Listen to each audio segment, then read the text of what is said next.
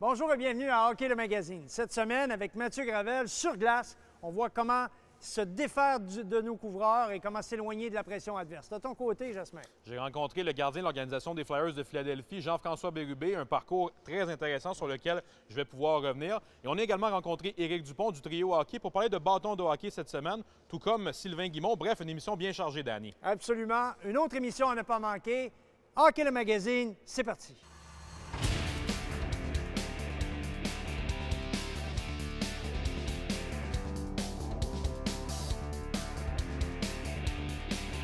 Hockey le Magazine vous est présenté par le Trio Hockey, l'ultime méga magasin de hockey. En collaboration avec Hockey Québec, le leader du développement et de l'encadrement du hockey au Québec, et Captodor, hygiène du sport. Captodor passe à l'action.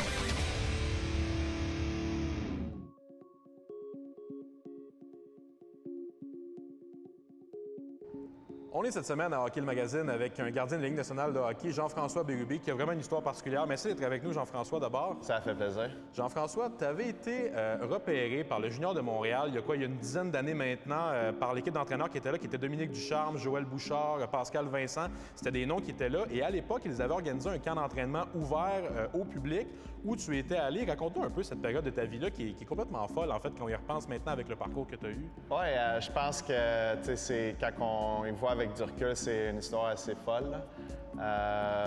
C'est ça, dans le fond, j'étais avec mon entraîneur Jocelyn Deschênes, je m'entraînais durant l'été, puis il avait vu une annonce comme quoi qu'il y avait un camp ouvert au public pour s'essayer pour le Junior de Montréal, puis il m'a dit que je devrais essayer ma chance, puis évidemment, tout de suite, j'ai été m'inscrire, puis je me suis présenté au camp, puis le reste de l'histoire, on la connaît. Tu avais été, je pense, le seul qui était ressorti de ce camp-là d'entraînement vraiment, puis qui avait été invité au vrai camp de l'équipe et qui même éventuellement avait fait l'équipe.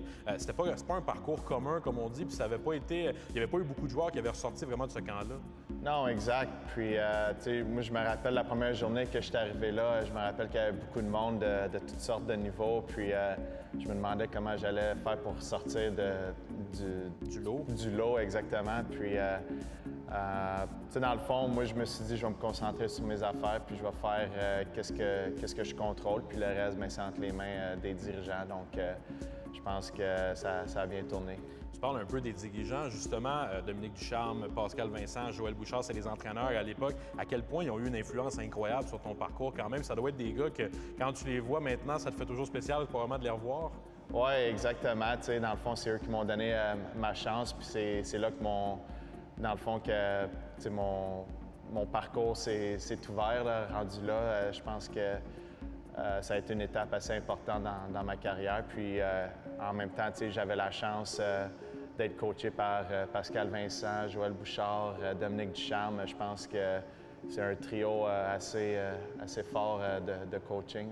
Tu as vieilli maintenant, tu es devenu un peu plus un vétéran quand même. Quand tu y repenses, il y a 10 ans, la saison que tu avais vécue cette année-là, de faire l'équipe du Junior de Montréal, d'être repêché ensuite, d'avoir été repéré par la Ligue nationale, tu devais te sentir dans un rêve un peu à la fin de cette année-là, quand l'année avait terminé au mois de juin, au mois de juillet. Quand tu regardais les 12 derniers mois, ils avaient été fous.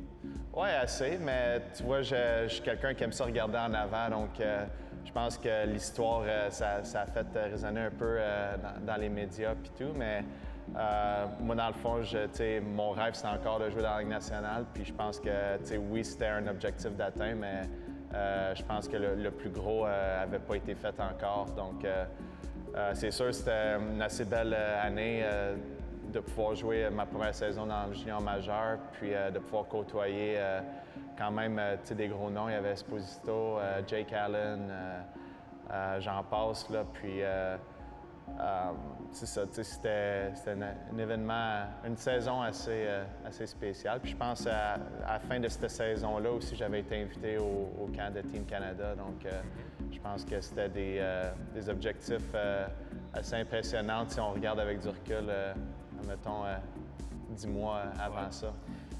Des histoires comme celle que tu as vécues, il y en a quelques-unes dans le hockey. Il y a la tienne, celle de David Perron, par exemple. Il y en a quelques-unes comme ça et les gens adorent les entendre, ces histoires-là, parce qu'elles sont spéciales.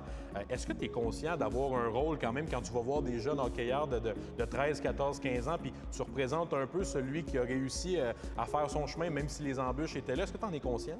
Oui, c'est sûr. Puis je pense que qu'est-ce que j'ai remarqué aussi avec l'expérience dans la Ligue américaine ou dans la Ligue nationale, tout le monde a leur petite histoire, puis tout le monde, à un certain point, ont dû franchir une étape assez importante dans leur carrière. Puis la raison pourquoi ils sont là, c'est parce qu'ils ont cru en leurs moyens, puis ils ont continué à pousser de l'avant. Donc, je pense que c'est, tu sais, je me mets dans le soulier des fois, les jeunes de 12-13 ans. Tu sais, moi, j'ai déjà passé par là. Puis je pense qu'avec l'expérience que j'ai, je pense que c'est le fun de pouvoir transmettre cette expérience-là, puis de leur donner une motivation qu'ils ont besoin, un petit boost, qu'ils ont besoin des fois dans une étape plus difficile de leur carrière. Je pense que ça va... J'espère que ça peut les aider, mon expérience que j'ai passée au travers. Tu parles justement de transmettre un peu de la motivation. C'est quoi le message que tu dirais peut-être au Jean-François Bérubé de 12-13 ans qui, à ce moment-là, voulait faire sa place puis avait de la difficulté parfois à s'y rendre? Est-ce qu'il y a un conseil ou un message que tu livres à ces jeunes-là quand tu les vois? Bien, je pense que c'est le même message que je me suis dit. Je pense que c'est de persévérer puis il n'y en a pas de facile. Même aujourd'hui, j'ai encore beaucoup d'étapes à surmonter. Donc, si tu penses que tu vas l'avoir facile un jour, tu te trompes puis tu n'es pas dans la bonne carrière. Donc, je pense que si tu arrives à chaque jour avec ce mindset-là, que tu as de quoi prouver à chaque jour, je pense que ça va aider à maintenir le rythme, de continuer à pousser dans le fond. Bien, félicitations pour ton parcours. Merci d'avoir été avec nous à Hockey le Magazine. Merci beaucoup. Cette semaine, à notre question de la semaine, Danny, on parle d'un événement qui a eu lieu le 1er novembre 1959 dans un match Canadien-Rangers, une page d'histoire de la Ligue nationale. Page d'histoire de la Ligue nationale, puisque Jacques Plante, pour la première fois, a décidé, contre toute attente, de porter le masque. C'était pas très populaire à l'époque de porter un masque. On disait que tu étais peu heureux si tu portais un masque. Ça nous rappelle certains événements, parce qu'on a décidé de porter la visière pour les joueurs, même le casque. Mais tu sais, il y a quelque chose, on a un point en commun, moi et Jacques Plante. Ah oui, lequel? Et c'est que le premier masque que j'ai porté, c'était un masque dessiné par Jacques Plante. Les fameux masques étaient blancs. Tu te souviens, à l'époque, Bernard Parent avait porté un masque tout blanc. Lui avait dessiné ce genre de masque-là. Et moi, dans une école de hockey, de gardien de but spécialisé, M. Plante était là. Il m'avait remis en main propre mon masque. C'est une belle anecdote, une belle page d'histoire que tu as vécue. Et nous, on se demande cette semaine quel est le joueur qui avait atteint Jacques Plante au visage et l'avait forcé donc à porter un masque ensuite à son retour au jeu. Est-ce que c'était A. Eddie Shack, B. Harry Howell ou C. Andy Badgate? La réponse après la pause.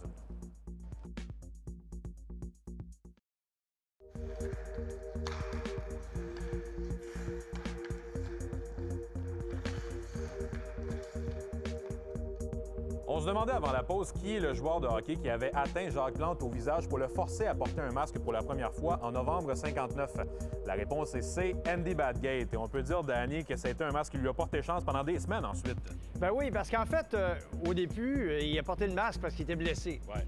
Mais comme toute blessure, ça guérit. Il a continué à porter le masque et ça lui a porté chance, évidemment, mais les résultats font foi de tout parce qu'il a marqué l'histoire. Ensuite, on n'a plus jamais posé de questions à propos du masque. 18 victoires consécutives avec le masque. Donc, par la suite, on n'a plus jamais questionné le courage de Jacques Plante. On n'avait d'ailleurs jamais questionné son talent. Une belle page d'histoire, Danny. Bienvenue à un de mes segments préférés avec Sylvain Guimond. Non, mais écoutez, aujourd'hui, là, on va parler, pendant 4 épisodes, on va vous présenter les clés de la communication parent-entraîneur. Souvent, là, on a un paquet d'enjeux à l'entraîneur. Est-ce que l'entraîneur communique bien avec les parents? Est-ce que les parents sont réalistes? Est-ce qu'ils savent créer des liens de communication ensemble? On va voir ça avec un spécialiste des communications, puis un spécialiste, bien sûr, de la psychologie du sport, Sylvain Guimond. Sylvain, bonjour. Allô, Denis. Ça me fait plaisir de te voir, puis on entend souvent parler de l'identité, puis c'est notre premier thème. Et je veux savoir, parce que moi, j'en ai parlé souvent dans les conférences, tout comme toi d'ailleurs, puis on se demande, à un moment donné, les gens viennent te voir après la conférence, pas durant, ils viennent te voir après, ils disent... Comment on fait pour trouver ça, notre identité? Qui on est vraiment? Oui, exactement. Ça, c'est la première question qu'on se pose lorsqu'on est en psychologie, c'est connais-toi toi-même. C'est la première chose pour savoir où on va, qu'est-ce qu'on veut vraiment, puis comment on va le faire par rapport aux autres aussi. Parce que je dois aussi connaître l'identité de mes joueurs. Qui sont-ils vraiment? Pour que moi, je sois capable de bien communiquer avec mes joueurs, je dois bien les connaître, mais je dois premièrement bien me connaître moi. Et je dois aussi démontrer clairement qui je suis et qu'est-ce que je m'attends, autant au niveau de mes joueurs que des parents avec qui je vais travailler. Un exemple de qui on est, est-ce que ça a rapport avec nos convictions, nos croyances, nos valeurs? Mais oui, notre culture, d'où on vient, qui on est. Ouais. En fait, le monde du hockey, c'est très simple. C'est faire en sorte que lorsque les jeunes vont quitter, ils soient de meilleurs adultes, responsables, qui sont capables de coopérer, de compétitionner, d'avoir une bonne estime d'eux-mêmes, puis d'être capable d'avoir du leadership. C'est ça que ça sert le hockey. Parce qu'il ne faut pas s'en cacher. En ce moment, il y a 17 joueurs dans la Ligue nationale qui sont québécois. Donc, il y en a plusieurs qui probablement n'atteindront pas le professionnel. Mais c'est pas grave, parce que lorsqu'ils vont apprendre avec ces instructeurs-là, un bon instructeur, c'est quelqu'un qui peut changer une vie. Oui. Hein? Coach Whedon a dit ça. Oui. Hein? Un bon instructeur va changer un match, puis un excellent instructeur va changer une vie. Ça, c'est parce que j'ai beaucoup d'amour pour les gens qui me sont confiés. Et c'est une grande responsabilité. Lorsque j'ai cette responsabilité-là, mon rôle, c'est de faire en sorte que lorsque mes jeunes vont me quitter, ils vont avoir pris de l'estime de soi, une bonne confiance en soi et une bonne image de soi. Et si on se faisait une petite liste de choses qui sont comme des incontournables, là, qu'on doit absolument visiter lorsqu'on est en train de voir, d'aller faire notre petit voyage intérieur pour trouver qui on est à travers notre identité. Là, on parle de valeurs. Donnons des exemples de valeurs. Mais la première chose, la première valeur que moi je dois avoir, c'est quelle est la raison pourquoi je veux faire du sport, puis qu'est-ce que ça m'apporte vraiment. Donc, générosité, empathie, d'être capable de ne pas porter de masque, d'être soi-même, d'être capable d'être capable de perdre. C'est très drôle, mais Danny, c'est important dans le monde du sport d'apprendre à travers nos échecs. Lorsqu'une équipe va gagner, souvent, ils ne vont pas revisiter la game. Ils ne vont pas voir ce qu'ils ont fait comme échec, puis ils n'apprennent pas tellement. On apprend beaucoup dans l'échec. Ah oui. Et pas juste à propos du jeu, à propos de nous. Oui. Et lorsque les jeunes, on leur apprend ça, on leur apprend un jour qu'un échec, c'est une marche de plus vers le succès. Vers le succès. C'est vraiment très, très important. Et ça, c'est un coach qui est bien aimant. Bien aimant, avec la bonté de faire en sorte que mes joueurs sentent qu'ils sont rehaussés constamment. Quand je fais quelque chose, une décision que je prends, est-ce que c'est pour le bien de l'enfant? Si c'est oui, je le fais. Si c'est non, on passe à autre chose. Exactement. Si vous voulez en avoir plus, parce qu'il y en aura plus, vous allez sur rds.ca-play 360. Et parlant des attentes, ce sera notre prochaine capsule, la gestion des attentes. Ici David Savard, vous regardez Hockey le magazine à RDS.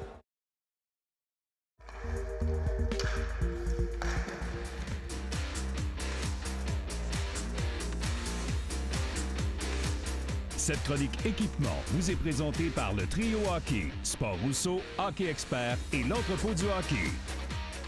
Bonjour Éric, tu sais, je suis un gars de parole, hein? Moi, je t'avais dit, je fonctionne par 3. Mais là, j'ai juste 2 morceaux de bâton. Mais c'est pour un bâton Bauer, parce que ça, c'est des bâtons qui sont faits sur mesure par Bauer. Exactement. Donc, Bauer a introduit sur le marché l'année dernière. Ça, c'est juste un sample d'un bâton, à quoi ça peut ressembler. Ça, c'est vraiment aux couleurs de l'équipe canadienne. Il y a certains designs prédéfinis. Ils ont peut-être 10 ou 12 designs prédéfinis de l'équipe canadienne des États-Unis et un choix de couleurs.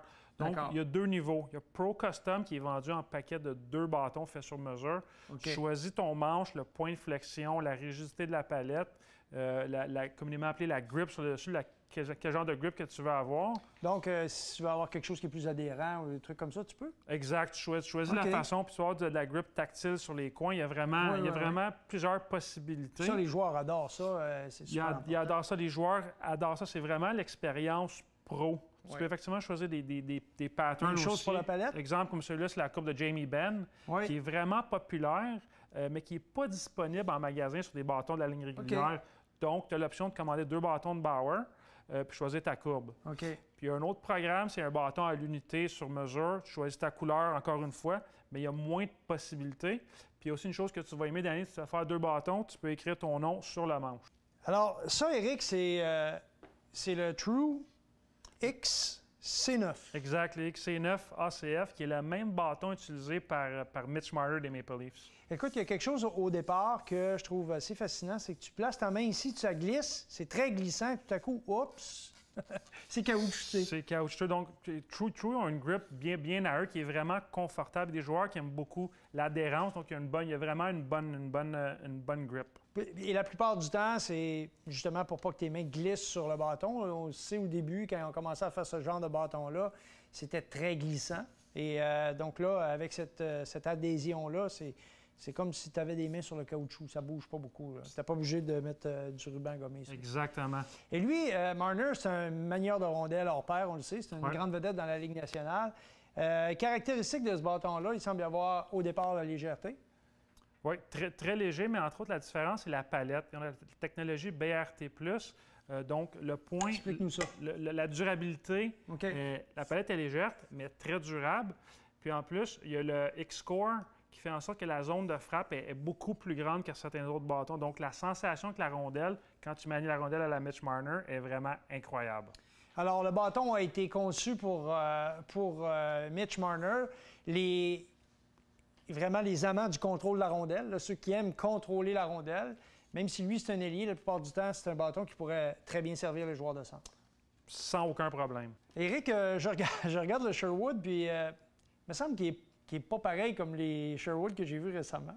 Non, effectivement, Sherwood, depuis quelques années, faisait de très bons bâtons, mais surtout reconnu pour le T90, qui est un bâton mid-gamme, très populaire parmi les joueurs de garage, certains joueurs de hockey mineur. Mais cette année, là, avec le retour de Sherwood dans les grandes technologies de ce monde, le Wrecker M90, qui est en passant très léger, c'est un bâton exceptionnel. Tout à l'heure, un peu plus tôt, on a vu un bâton à 390 grammes. On est pas mal dans la même catégorie. Là. On est dans les tout près de 400 grammes. Effectivement, à un prix un petit peu moins que certains autres bâtons. Donc, point de vue performance pour le joueur élite, c'est vraiment, vraiment un bon choix. Mais moi, là, si je suis un peu encore rêveur puis je joue dans ma ligue de garage, est-ce que je peux me payer ce bâton-là? Sans aucun doute. Ah oui? Oh, définitivement. Donc, c'est quand même un prix qui est correct. C'est raisonnable, oui. Ouais. Bon, bien, écoute, déjà, flexibilité, très maniable, vraiment... je trouve que la légèreté, comparativement à d'autres bâtons de très haut de gamme, déjà, on est presque au coude à coude. Est-ce que c'est un retour dans la Grande Ligue? Super, j'espère, pour Sherwood. Oui. Il y avait quelques joueurs dans le temps, puis on est très, très loin de l'époque où Guy Lafleur utilisait ses bâtons Sherwood. Un petit peu, oui. C'est super important d'être en contact avec la rondelle, mais aussi c'est important d'être en contact avec la glace. Les patins, c'est comme les pneus sur ta voiture. On ne peut pas se tromper, sinon on perd un peu d'efficacité. Effectivement, c'est aussi important qu'un bâton. On va voir ça la semaine prochaine. Ici Thomas Chabot des Sénateurs d'Ottawa. Vous regardez Hockey, le magazine à RDS.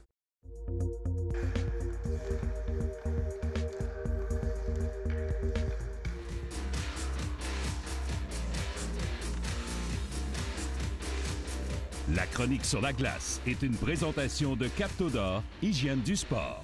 Captodor, passe à l'action. Alors Mathieu, cette semaine, l'art de la glisse, super important, et également comment faire pour un peu battre l'adversaire en utilisant des feintes appropriées. Bien, l'objectif, c'est d'amener l'adversaire dans la mauvaise direction de où est-ce que nous autres on va aller. Faire croire d'aller d'un côté, mais finalement, c'est de l'autre côté. Alors, aussitôt que ses orteils pointent dans cette direction-là, bien, automatiquement, nous autres, on est en action versus que lui va réagir à qu'est-ce qu'on va lui donner. Fait que là, on va créer une séparation, puis là, on va avoir de l'espace pour pouvoir faire un jeu, soit patiner dans une espace avec la rondelle, faire une passe, ainsi de suite. L'écart créé entre le poursuivant et le joueur qui est à la qui va récupérer la rondelle, c'est la clé. C'est là où tout se joue, finalement. Oui, puis c'est important de la maintenir par la suite. De ne pas juste faire le geste et mourir après. Accélérer en sortie de la fin. Exactement. À l'action, on regarde ça, on a un coach puis des joueurs. À l'action. Pour commencer, on va faire un premier exercice. Vous allez vous placer sur la ligne des buts. La chose qu'on va demander, on va travailler sur le corps interne du patin. Fait que on a le corps externe, le corps interne. Fait que vous allez le faire en demi-lune. Ça veut dire que quand vous arrivez ici, c'est juste une poussée, bien fléchie, puis pousse, pousse. L'objectif, c'est d'être le plus bas possible, toujours être en mesure de pouvoir faire une bonne poussée. C'est parti. On travaille sur le corps interne, le plus bas possible, toujours être en mesure de pouvoir faire une bonne poussée par la suite.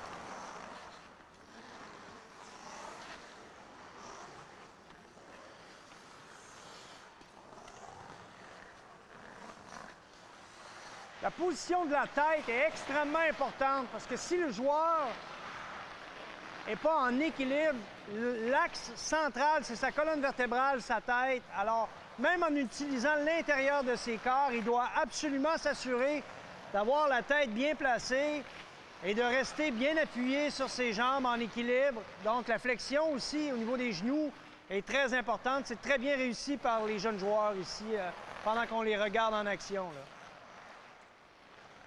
L'exercice super simple, c'est le même principe. Part du point de mise en jeu, viens toucher le top des cercles. Quand que tu vas toucher le top des cercles, l'attaquant part quand il est vraiment en pivot avant. Fait que toi, qu'est-ce que je veux, c'est que tu fasses semblant d'aller vers le derrière du filet pour venir de l'autre côté. L'attaquant, là, mord à la fin. Explose, revient, utilise le corps interne, pousse pour sortir du virage rapidement. Quelques petits points que j'ai remarqués. Première des choses, quand tu arrives pour récupérer la rondelle, tu es en glisse, mais il ne faut pas non plus avoir les jambes qui montent trop haut, parce que l'objectif, c'est d'avoir de la rapidité pour pouvoir mettre la jambe sur la glace pour pouvoir changer de direction. Fait que plus tu montes haut, plus tu as de la distance à parcourir, tu perds du temps. Puis deuxième des choses, le but, c'est de sortir du coin rapidement. Fait que quand que je m'en viens récupérer ma rondelle, je suis sur mon inside edge. Inside edge, ici, c'est pouce, croise pour pouvoir sortir du coin. Parce que le joueur adverse, lui, qu'est-ce qu'il va vouloir faire? C'est revenir te chercher. Fait que si tu sors de ton virage puis tu te laisses glisser, ça lui donne une chance de pouvoir revenir dans l'action. Tu bouges tes pieds, tu sors du virage en puissance, on réorganise notre attaque. Alors, Mathieu, c'est super important. Ce que tu viens de mentionner, mais aussi pour les entraîneurs, que les entraîneurs comprennent bien que lorsqu'on fait une démonstration, il y a toujours exagération. On met l'accent sur un élément en particulier. C'est ce que tu viens de un peu cerner avec tes défenseurs pour s'assurer qu'ils comprennent bien que c'est une poursuite. Effectivement. Alors, il faut aller vite. Oui, parce que c'est ce type de patin-là, tu vas l'utiliser quand tu as un joueur qui prend un bâton de distance de toi, que tu es capable de faire une séparation par un mouvement de changement de direction Créer rapide. l'écart entre les deux. Exactement. Quand tu es prêt, c'est parti. Prends la vitesse, glisse, glisse, tourne rapidement, bouge tes pieds. Oui, parfait. Glisse, glisse, bouge tes pieds, sors de ton virage en puissance. Il faut éviter de freiner, il ne faut pas que la neige monte. Il faut être en glisse. Très bien fait, très bien fait. Prends la puissance après pour sortir. Merci Mathieu, encore une fois très instructif, particulièrement pour les défenseurs, mais aussi pour les attaquants qui peuvent utiliser cette technique. Oui, parce que c'est le même principe qu'on place la rondelle en zone adverse. Tu es le premier attaquant sur la rondelle, tu as le défenseur qui te met de la pression, tu veux donner une séparation, donner du temps, un petit peu d'espace pour pouvoir faire un jeu. Fait que c'est le genre de patinage que tu vas pouvoir utiliser. Tu es toujours solide sur la glace, tu es capable de changer de direction rapidement versus juste utiliser mes épaules pour faire ma feinte. Pour en savoir plus, allez sur rds.ca/Play360. Alors, Jasmin, qu'est-ce qui nous attend la semaine prochaine? Une entrevue avec Alex Belzile de l'Organisation du Canadien de Montréal, de même qu'une entrevue avec Ève Crépeau, nutritionniste sportive, qu'on va retrouver pour une première fois cette saison la semaine prochaine. De mon côté, les rendez-vous habituels avec Mathieu Gravel et Éric Dupont. C'est un rendez-vous. Hockey le magazine vous a été présenté par le Trio Hockey, l'ultime méga magasin de hockey. En collaboration avec Hockey Québec, le leader du développement et de l'encadrement du hockey au Québec, et Captodor, hygiène du sport. Captodor, passe à l'action.